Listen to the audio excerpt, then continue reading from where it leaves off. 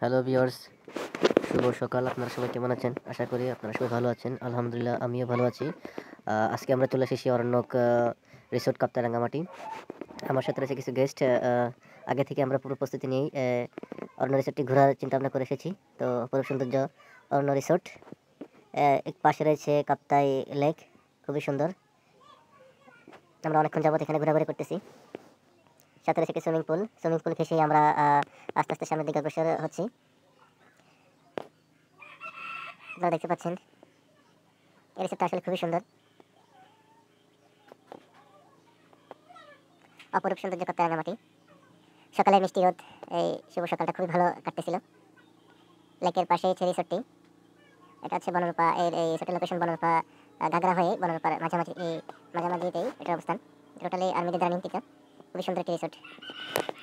এই যে আমাদের গেস্ট বাইরে আসলো, মূলত এখানে আসে আমাদের ঘোরানোর জন্যই। তো চলতে চলতে প্রায় 11:30 হয়ে গেল। আমাদের নেক্সট উদ্দেশ্য হচ্ছে আমরা ঝুলন্ত ব্রিজ যাবো।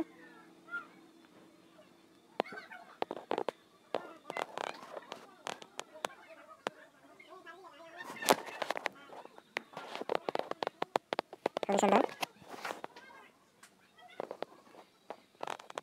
বলতে বলতে আমরা চলে আসলাম ঝুলন্ত ব্রিজ। খুবই সুন্দর একটা প্লেস। এখানকার হচ্ছে আনারস আচার, বার্মিজ আচার, হরেক রকমের হচ্ছে বাজারজাতকরণ বার্মিজ প্রোডাক্ট এখানে পাওয়া যায়। এই হচ্ছে ঝুলন্ত ব্রিজের অবস্থান। খুবই সুন্দর একটা প্লেস। এইটা হচ্ছে লাভলক, এটা হচ্ছে ডিসি বাংলো। অরণ্যর পাশ দিয়েই মেইন রোড দিয়ে বনরূপা হয়ে আসতে হয় লাভলক। এটা একটা হিস্টোরিক্যাল মোমেন্ট আছে এখানে। প্রায় 21-19-এর মাঝামাঝিতে একটা কাপল হচ্ছে, তারা আমেরিকান প্রবাসী, তারা এখানে ঘুরতে আসছিল। দেন বন্যার কবলে বলতে ঝড়ের কবলে পড়ে তারা দুজনেই মারা যায়। সেখান থেকে তার উৎপত্তি, ভালোবাসার প্রতীক হিসেবে এখানে লাভলকে এই আয়োজন করে, এই স্থাপনা তৈরি করা হয়।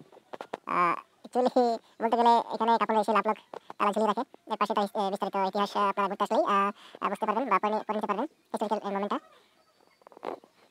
তো ঠিক আছে গাইস, আজকে এই পর্যন্তই। আপনারা সবাই ভালো থাকবেন।